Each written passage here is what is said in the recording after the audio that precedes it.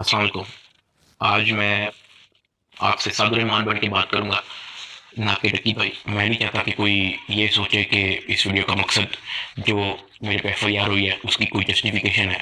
I am simply here to apologise. मेरे किसी भी कंटेंट से अगर आज तक कोई भी नेगेटिवली इम्पैक्ट हुआ है, मैं उस चीज़ के लिए माफ़ी माँगता हूँ। मेरी हमेशा से सिर्फ यही इंटेंशन रही है कि मैं लोगों को एंटरटेन करता रहूँ और कुछ ना कुछ जो है वो मैं नया लाता रहूँ। लेकिन मेरे अनजाने ना अनजाने में अगर मेरे से कोई कंटेंट कभी ऐसा पोस्ट हुआ है जिससे कोई नेगेटिवली इम्पैक्ट हुआ है, या कोई प्रमोशन ऐसी हुई है जिससे कोई नेगेटिवली इम्पैक्ट हुआ है, मैं उस चीज़ के लिए पूरे कौम से माफ़ी मांगता हूँ। Let the court handle. मैं लीगली इस मैटर को एंड तक देखूंगा। मैं कोर्ट्स के साथ पूरी तरह कोऑपरेट करने को रेडी हूँ और कर रहा हूँ।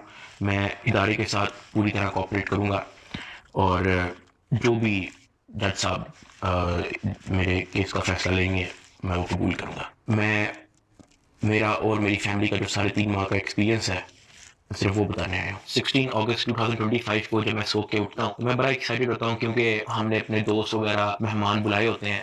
हमने अपने घर में दावत रखी होती है, मेरे सब दोस्त आते हैं, बड़ा इंजॉय करते हैं, हम खाना शाना खाते हैं, गपशप लगाते हैं।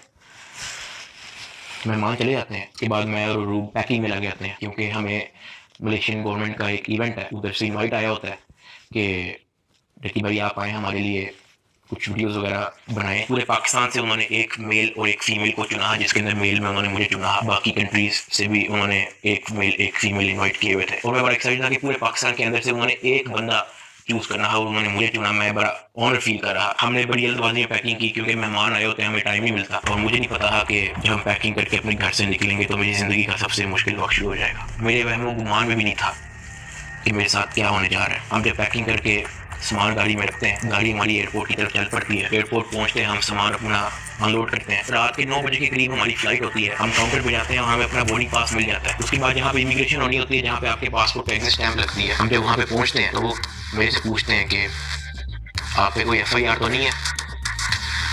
मैंने कहा नहीं। कहता आपका साइबर क्राइम में कोई इशू है क्या?